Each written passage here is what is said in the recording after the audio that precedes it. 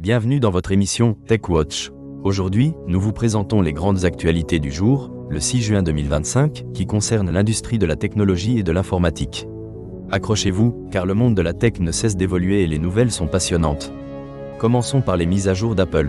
La firme de Cupertino a décidé de passer directement à iOS 26, abandonnant la version 19.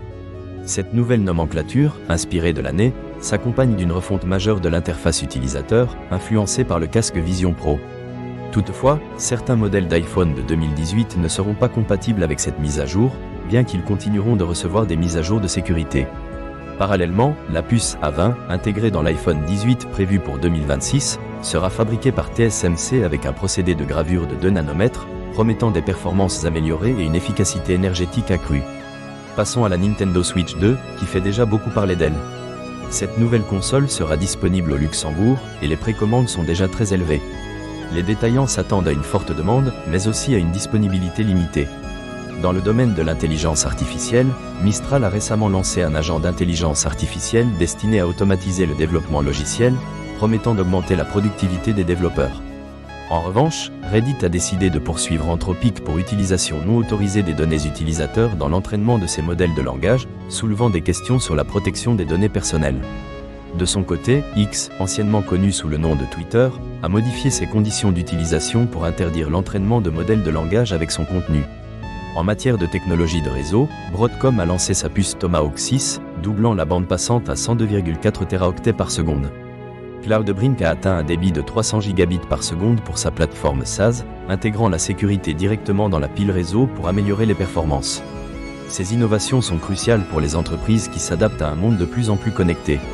AWS, le géant du cloud, a également ajouté une fonction d'observabilité à Aurora PostgreSQL Limitless via CloudWatch Database Insight, permettant aux entreprises de mieux surveiller et optimiser leurs bases de données. Dans le domaine de la sécurité numérique, la start-up Persona a levé 200 millions de dollars pour renforcer ses capacités d'authentification. Cependant, elle fait face à des accusations de collecte de données biométriques sans consentement, soulevant des préoccupations éthiques. Toujours dans le secteur de l'intelligence artificielle, des entreprises explorent l'utilisation d'agents d'intelligence artificielle pour améliorer leur efficacité opérationnelle. Elles envisagent de créer des interfaces conversationnelles pour leurs opérateurs, permettant ainsi de transformer les services fournis quotidiennement. Google a lancé Edge Gallery, une plateforme open source pour exécuter des modèles d'intelligence artificielle sur des appareils Android. Ce projet vise à préserver la confidentialité des données tout en réduisant la latence. Faisons un tour d'horizon des autres actualités intéressantes. Cloudbrink se positionne comme une solution de pointe pour sécuriser les connexions Internet dans un contexte de travail hybride. Un rapport de Verizon sur les violations de données pour 2025 révèle une augmentation préoccupante des violations de données, avec 20% attribués à l'exploitation des vulnérabilités. Dans le domaine du stockage, Grail Technologies se distingue avec son RAID accéléré par des GPU Nvidia, prévoyant de vendre 7000 cartes d'ici 2025, avec des revenus projetés de 15 millions de dollars.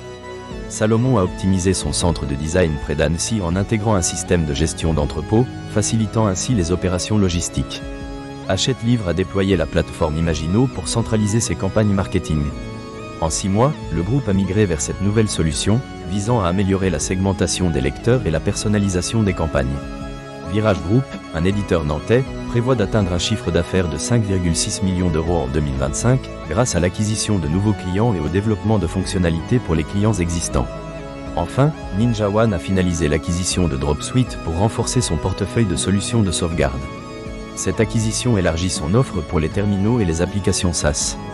ACDS, un éditeur britannique, a ouvert un bureau en France, nommant Franck Chevalier comme directeur général pour renforcer la prise de décision locale. Voilà, c'est tout pour aujourd'hui. Merci de nous avoir suivis. Restez à l'affût des dernières nouvelles en technologie et en informatique, et rendez-vous demain pour d'autres actualités passionnantes.